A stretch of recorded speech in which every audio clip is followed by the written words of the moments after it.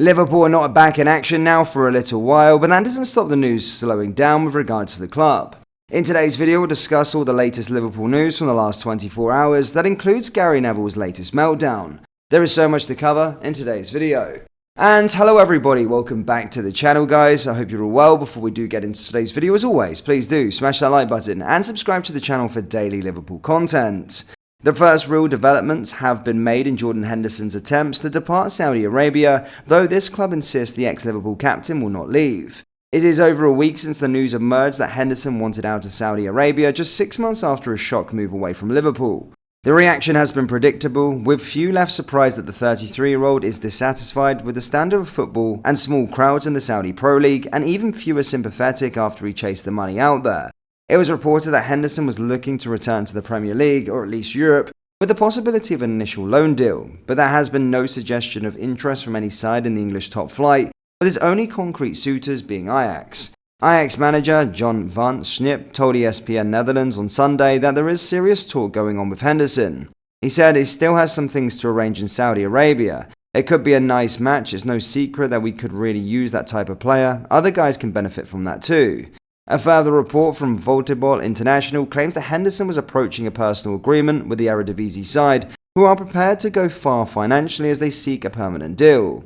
The Dutch publication adds that Henderson wants to make concessions in his earnings and that he is not looking to return to the Premier League for tax reasons. That comes on the understanding that if the midfielder were to leave Saudi Arabia within his first 2 years, he would sacrifice his tax-free earnings, which would leave him to pay millions in tax. Sky Sports have also reported interest from Juventus in a loan deal, though it is claimed that the Serie A club would only look for a short-term deal, while Henderson himself is pushing for 18 months in order to run out his contract at Al Ettifaq.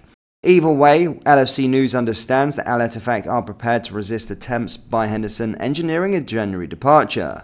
Henderson has arrived from Al Ettifaq's mid-season training camp in Abu Dhabi, and per a number of sources including journalist Ben Jacobs, will hold talks with Steven Gerrard and sporting director Mark Allen over his future. Jacob maintains the line that Al Ettifaq do not wish to sell, but adds that only a massive offer would attempt them. We understand that a fee of at least £15 million would be demanded, though Jacobs interestingly added from Saudi sources that both Henderson's transfer fee and wages are considerably lower than reported. Liverpool are now claimed to have been paid just £4 million, while Henderson's salary is insisted to be £8 million per year, or £150,000 per week, though it is unclear whether that is before or after tax. That would indicate that Al Ettifaq are in fact open to business for their number 10 at the right price, and Ajax seem a realistic buyer at this stage if the numbers do work out. Ajax's current highest owner is reported to be Steven Bergwijn on around £75,000 per week, with a winger also the club's most expensive signing ever at around £28 million. Gary Neville's biased punditry against Liverpool continued on Sunday evening before the former Manchester United defender labelled baffled fans as a sensitive mob. While he has been typically measured in his praise for Liverpool over the years, despite his obvious ties to their arch-rivals, Neville's stance has changed this season. That shone through during and after the 0-0 draw between the Reds and United, while fans blasted his commentary as insufferable throughout the 4-2 win over Newcastle on New Year's Day. It continued following United's 2-2 draw at home to Tottenham on Sunday, with Neville backing Spurs to finish above Liverpool this season. The draw put Tottenham 5 points behind the Premier League leaders, having played a game more, but the 48-year-old insisted, "I think if they keep their players fit, they're certainly for top 4. Absolutely certainly top 4, and I think they can go 2 or 3. I think actually when you watch them with those 5 or 6 players fit and back, if they can get through the next few weeks, I genuinely think they could have a better season than both Arsenal and Liverpool." This default assumption there is that Man City will win the title, but Neville's claim that Spurs, who have won 4 of their last 11 games in the league, can finish above current leaders is embarrassing. Of course, if viewers kept track of the predictions of pundits such as Neville from week to week, the lack of consistency would be staggering. But this latest shot in the dark has so little basis that the Sky Sports stalwart was rightly called out, even in the studio, as Jamie Redknapp interrupted his suggestion that Spurs should welcome a loss to Man City in the FA Cup 4th round. In response to criticism and it being pointed out that Liverpool are currently top despite missing 9 senior players due to injury and internationals, Neville called Reds fans a sensitive mob. "Such a sensitive mob you lot are nowadays," he wrote on Twitter. "The reason I said Spurs could finish above you is the way that they have a clear run and you're in all competitions. It's a laughable suggestion, relax and enjoy your title. Mo Salah came away from Egypt's African Cup of Nations opener with a goal and a dubious assist, scoring a last-minute equalizer from the penalty spot.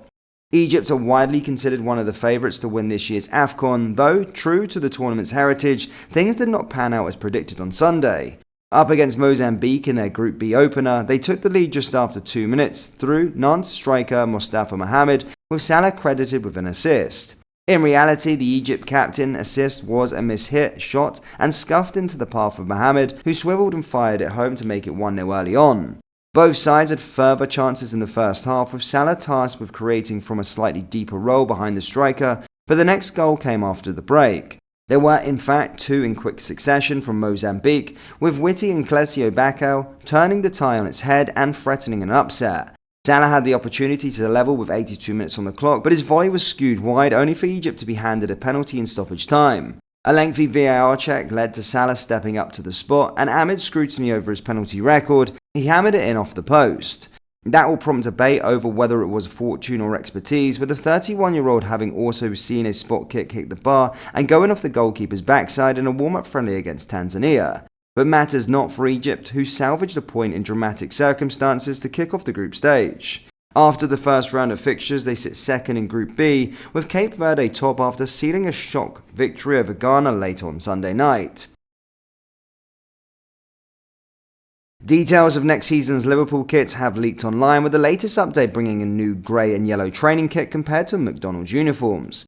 With the Reds into 2024, the club will sign off on new designs for next season's home, away and third kits, with all three since leaking online. Jurgen Klopp's side will wear an interesting pinstripe design in red, yellow and white at home, with a dark grey and turquoise for the away kit, and white, yellow and red for the third kit. Liverpool will soon begin the marketing campaigns for those releases, with the home kit expected to be worn in the final league game of the season against Wolves in May. Further leaks have come with next season's training kits, with 3 new designs shared by various sources, including KB2X and JK10 on Twitter. The latest comes via the reliable footy headlines, who have reported the kit Liverpool will wear for sessions ahead of the European Games and hopefully for the Champions League. Designed as an accompaniment for the 2024-25 third kit, it is explained that the main colour is smoky grey combined with a yellow cutout from the shoulders of the shirt. The upcoming release, which is due in September, is being described as using colourway reminiscent of McDonald's staff uniforms. It is a valid comparison, but perhaps more fitting would be the training kits worn during Liverpool's first season back in the Champions League in 5 years under Brendan Rodgers in 2014-2015. Liverpool fans, what are your thoughts on Gary Neville's comments? Let me know down there in the comment section below. That brings us to the end of today's video. As always, please do smash that like button and subscribe to the channel for daily Liverpool content. Thank you, and I'll see you all next time. Take care. Peace.